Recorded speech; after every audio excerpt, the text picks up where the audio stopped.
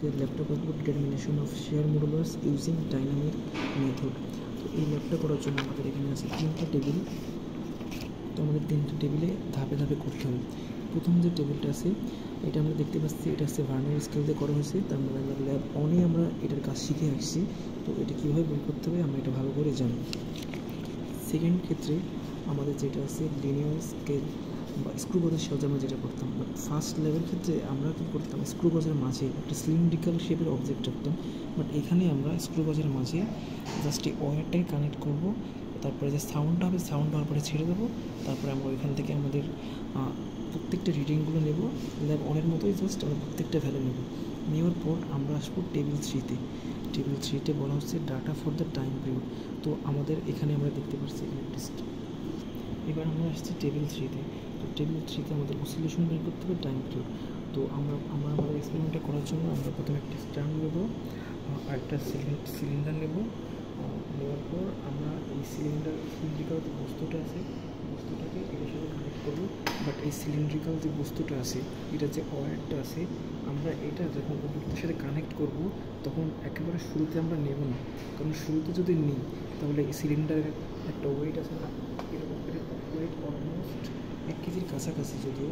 তো যদি অনেক উপরে নিই তো এটাকে যখন আমরা রোটেট করবো তখন এটা ছিঁড়ে যাওয়ার সম্ভাবনা আসছে। তো আমরা এটাকে এমন জায়গায় নেব যেটাতে নিলে এটা ছিঁড়ে যাওয়ার সম্ভাবনা কম থাকবে। তো আমরা একটা আইডিয়া করে জাস্ট আমরা এমন একটা পয়েন্ট পর্যন্ত এটাকে আমরা নিব। তো আমরা দেখছি এটা লাগাচ্ছি, ওটাকে ঢেলা করলাম।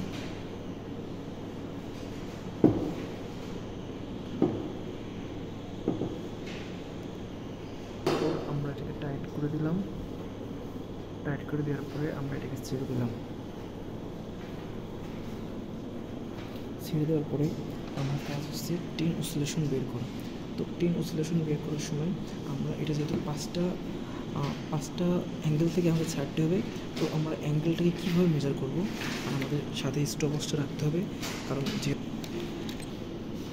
তো এটা হওয়ার পরে আমরা যখন টেন অসিলেশন কাউন্ট করব, তারপর আমরা আমাদের বস্তু আর এখানে যখন আমরা বস্তু এই যে লেন্থ বের করতে বলছি, লেন্থ অফ দ্য ওয়্যার। তো আমরা যখন লেন্থ অফ দ্য ওয়্যার করব তখন আমরা দেখব যে এই পয়েন্টটা থেকে নিচে এই পয়েন্ট পর্যন্ত আমরা স্কেল নেব, জাস্ট একটা নর্মাল স্কেল দিয়ে এই পয়েন্টটুকু আমরা ডিস্টেন্স বের করবো। এটা হচ্ছে লেন্থ অফ দ্য ওয়্যার।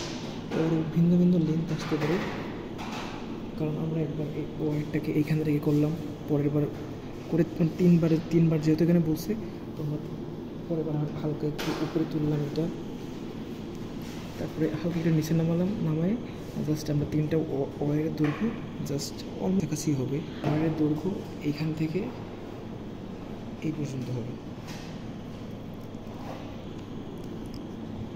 এটা হওয়ার পরে আমরা জাস্ট আমাদের সিলিন্ডার যেটা আছে এটাকে আমরা জাস্ট একটা নির্দিষ্ট জায়গায় স্টপ করব। স্টপ করার পরে আমরা দেখতে পাচ্ছি যে সাপোজ আমরা ধরলাম এটা আমাদের একটা রেফারেন্স পয়েন্ট, যেহেতু এটা এখানে যদি স্টপ হয়ে আছে। এখন এটা যেহেতু রেফারেন্স পয়েন্ট হয় 90 ডিগ্রি, অবশ্যই এমন দিকে 90 হবে, এর পিছন বরাবর 180 হবে, এই বরাবর 270। তো আমরা প্রথমত যেহেতু এটা আমাদের 0-তে আছে, আমরা এটাকে 90 ডিগ্রি ঘোরানোর পর আমরা আমাদের স্টপওয়াচ অন করে ছেড়ে দেবো। এইভাবে আমরা কাউন্ট করে দেখবো যে এরকম 10টা অসিলেশনে আমাদের কত সময় লাগছে।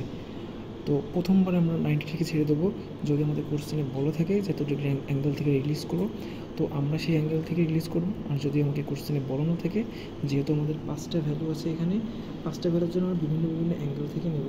এবং ফার্স্টেরটার জন্য 90 ডিগ্রি থেকে করার পর আমার একটা র্যান্ডম ভ্যালু আসছে 23.69 সেকেন্ড, অলমোস্ট 21.81 সেকেন্ড এর কাছাকাছি।